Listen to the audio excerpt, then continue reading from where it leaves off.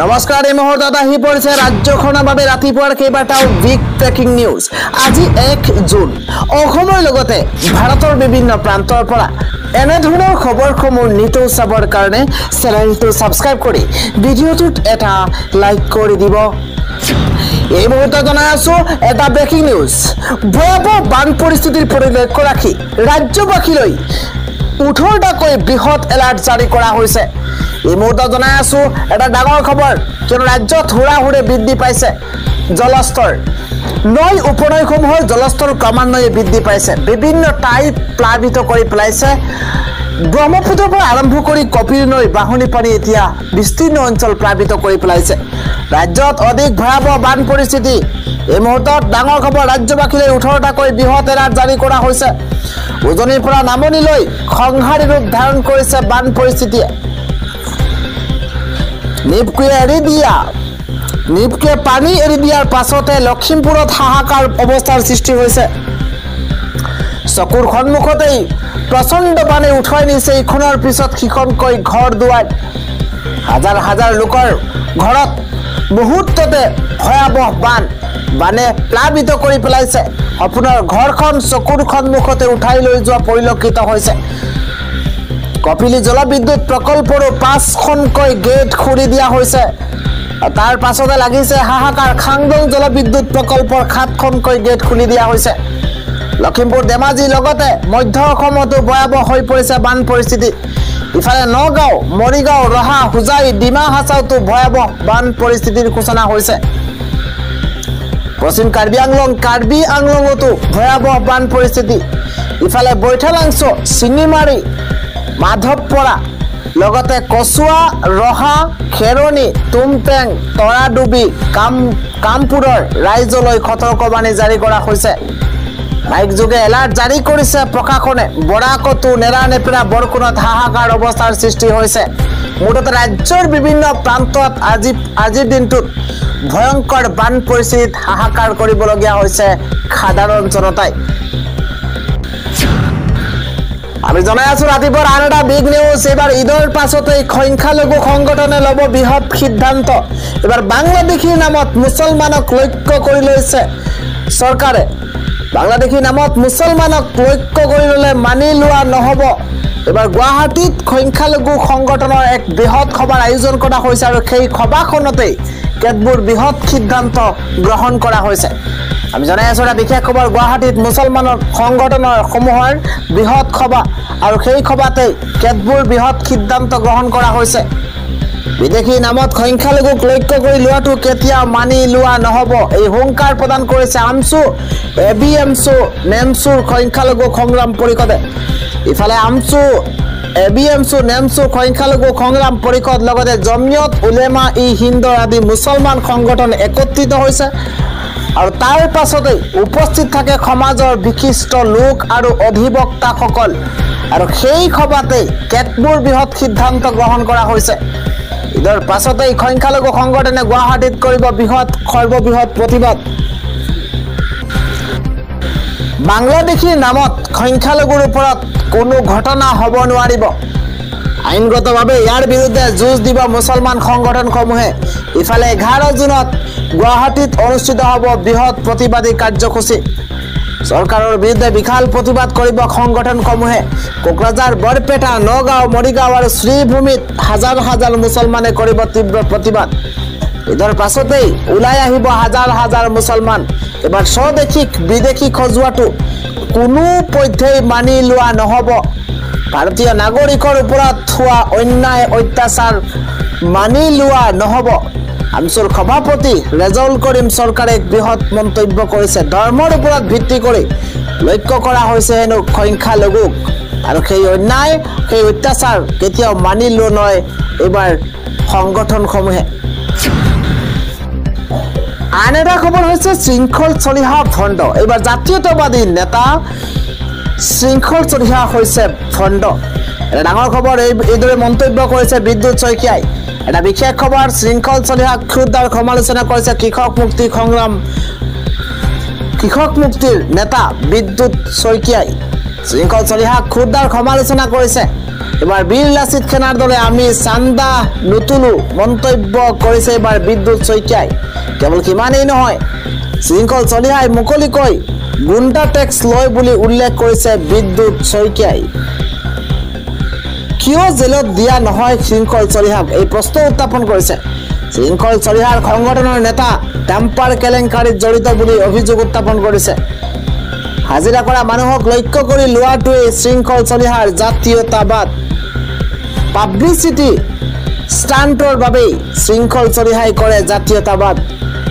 নামনি অসমৰ শ্ৰমিকক পাব্লিচিটিৰ বাবেই শৃংখল চলিহাই উভতাই পঠিয়াইছিল। নামনি অসমৰ সেই শ্ৰমিকে পুনৰ এতিয়া কাম কৰি আছে ইটা ভাটাত। এতিয়া কিয় নিমাত হৈ পৰিছে শৃংখল চলিহা? ইটা ভাটাৰ মালিকৰ লগত বুজাবুজি হ'ল নেকি শৃংখল চলিহাৰ? এই প্ৰশ্ন উত্থাপন কৰিছে কৃষক মুক্তি সংগ্ৰাম সমিতিৰ নেতা বিদ্যুৎ শইকীয়াই। বিদ্যুৎ শইকীয়াই এইদৰে ক্ষুদ্ৰ সমালোচনা কৰিছে এবাৰ শৃংখল চলিহাক। আন এটা খবৰ হৈছে প্ৰকৃত ভাৰতীয় কৰা হাৰাশাস্তিৰ বিৰুদ্ধে উচ্চতম ন্যায়ালয়ৰ কাষ চাপিব মুছলমান। 2 জনত লেখ আবেদনৰ জৰুৰী শুনানি আছে। এই মুহূৰ্তত এটা বিগ নিউজ, প্ৰকৃত ভাৰতীয় কৰা হাৰাশাস্তিৰ বিৰুদ্ধে উচ্চতম ন্যায়ালয়ৰ কাষ চাপিব দেশৰ মুছলমান। প্ৰকৃত ভাৰতীয় কৰা হাৰাশাস্তিৰ বিৰুদ্ধে ন্যায়ালয়ৰ কাষ চাপিব 2 জনত লেখ আবেদনৰ জৰুৰী শুনানি। এটা ব্ৰেকিং নিউজ, ডাঙৰ খবৰ এই মুহূৰ্তত জনোৱাৰ চেষ্টা কৰিছো। উচ্চতম ন্যায়ালয়ত ABMCয়ে দাখিল কৰিছে লেখ আবেদন। বিদেশী বহিষ্কাৰক লৈ ৰাজ্য চৰকাৰৰ পুছবেক নীতিক তীব্ৰ সমালোচনা ABMCৰ। ডাঙৰ খবৰ এই মুহূৰ্তত জনোৱাৰ চেষ্টা কৰিছো। অবৈধ বাংলাদেশীৰ নামত প্ৰকৃত ভাৰতীয়ক হাৰাশাস্তি কৰি অহা হৈছে। প্ৰকৃত ভাৰতীয়ক হাৰাশাস্তি কৰাৰ অভিযোগত উচ্চতম ন্যায়ালয়ৰ দ্বাৰস্থ হৈছে ABMC। এজন লোকক বিদেশী ঘোষিত হলেহে বিতাড়ন কৰা হয়। বিদেশী বিতাড়নৰ এটা প্ৰক্ৰিয়া আছে, কিন্তু অসম চৰকাৰে এই বিতাড়ন প্ৰক্ৰিয়াক সম্পূৰ্ণৰূপে উলংঘা কৰিছে আৰু যাৰ বাবে ৰাজ্যৰ সংখ্যালঘু নাগৰিকৰ মাজত এটা আতংকৰ সৃষ্টি হৈছে। বিদেশী বহিষ্কাৰৰ নামত উচ্চতম ন্যায়ালয়ৰ নিৰ্দেশকো ৰাজ্য চৰকাৰে উলংঘা কৰাৰ অভিযোগ উত্থাপন হৈছে।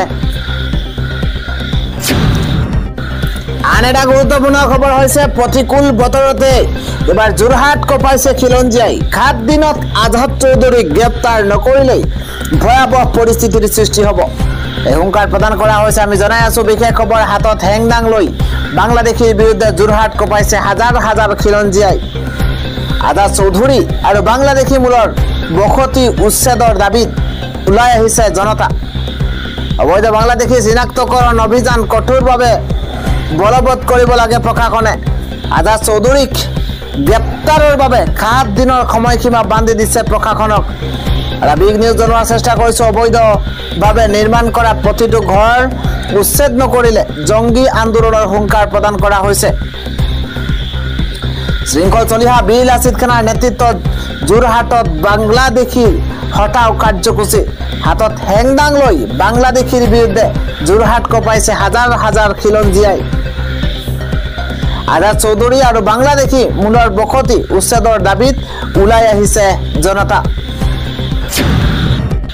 আন এটা ব্ৰেকিং নিউজ, বঙাইগাঁওবাসীৰ বাবে অত্যন্ত এটা ডাঙৰ খবৰ, কিয়নো আজি নাথাকিব বিদ্যুৎ।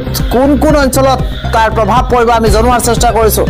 আজি 1 জুন দেওবাৰে বঙাইগাঁৱত বিদ্যুৎ নাথাকিব। 5 বজাৰ পৰা 9 বজালৈ নাথাকিব বিদ্যুৎ সেৱা। আপোনাৰ জৰুৰী কাম থাকিলে এতিয়াই কৰক, কিয়নো 4 ঘণ্টাৰ বাবে বিদ্যুৎ কৰ্তন কৰিব বঙাইগাঁৱৰ বিভিন্ন প্ৰান্তত। শেহতীয়া পৰিস্থিতিৰ প্ৰতি লক্ষ্য ৰাখি এই সিদ্ধান্ত। 4 ঘণ্টাৰ বাবে বিদ্যুৎ কৰ্তন কৰিব বঙাইগাঁৱৰ বিভিন্ন প্ৰান্তত। পৰৱৰ্তী খবৰটো হৈছে অপাৰেশ্যন সিন্দুৰ সন্দৰ্ভত বিতৰ্কিত মন্তব্য কৰি কাৰাগাৰৰ আলহী হৈছে এইগৰাকী সুন্দৰী। 30 মে শুকুৰবাৰে নিশা পুনেৰ এগৰাকী 22 বছৰীয়া আইন ছাত্ৰী শৰ্মিষ্ঠা পানুলিক গুৰুগ্ৰামত কলকাতা আৰক্ষীয়ে অপাৰেশ্যন সিন্দুৰৰ সৈতে জড়িত এটা অপমানজনক ইনষ্টাগ্ৰাম ভিডিঅ' পোষ্ট কৰাৰ অভিযোগত গ্ৰেপ্তাৰ কৰিছে। সামৰিক অভিযান সন্দৰ্ভত বলিউডৰ চেলিব্ৰিটিসকলে মৌনতা অৱলম্বন কৰাৰ বাবে সমালোচনা কৰা আৰু এটা বিশেষ ধৰ্মীয় সম্প্ৰদায়ক লক্ষ্য কৰি আপত্তিজনক মন্তব্য কৰা এই ভিডিঅ'টোত ভাইৰেল হৈ ব্যাপক ক্ষোভৰ সৃষ্টি হৈছিল আৰু তাৰ পাছতেই এগৰাকী যুৱতীক 22 বছৰীয়া আইন ছাত্ৰী শৰ্মিষ্ঠা পানলিক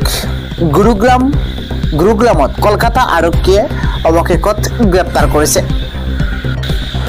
আন এটা ডাঙৰ খবৰ হৈছে স্বাস্থ্য আৰু পৰিয়াল কল্যাণ মন্ত্ৰালয়ৰ তথ্য অনুসৰি ভাৰতত সক্ৰিয় কোভিডত আক্ৰান্ত ৰোগীৰ সংখ্যা 2700 অতিক্ৰম কৰি 30 মেলৈকে 2710 জন হৈছেগৈ। কেৰালাত 1147 জন আক্ৰান্তৰ সৈতে আগবাঢ়ি আছে। তাৰ পাছতে মহাৰাষ্ট্ৰত 424 জন আৰু দিল্লীত 294 গৰাকী আক্ৰান্ত হৈছে, যিয়ে বিগত সপ্তাহত সংক্ৰমণৰ সংখ্যা তীব্ৰভাৱে 5 গুণ বৃদ্ধি পোৱাৰ প্ৰতিফলন ঘটাইছে। কোভিডত আক্ৰান্ত 27শৰো অধিক লোক, 7 জনৰ ইতিমধ্যে মৃত্যু হৈছে আৰু কেৰালা, মহাৰাষ্ট্ৰ, দিল্লীত আটাইতকৈ বেছি ক্ষতি হৈছে। মে মাহৰ আৰম্ভণিতে ছিংগাপুৰত 14,200 আৰু থাইলেণ্ডত 67,484 জন নতুনকৈ সংক্ৰমণ হোৱাৰ লগতে এপ্ৰিল মাহত চীনত 1,68,000 লোক আক্ৰান্ত হৈছে। ভাৰতত তামিলনাডু, কৰ্ণাটকত আৰু পশ্চিমবংগৰ দৰে ৰাজ্যতো বৃদ্ধি পাইছে কৰোনাৰ আক্ৰান্ত ৰোগীৰ সংখ্যা।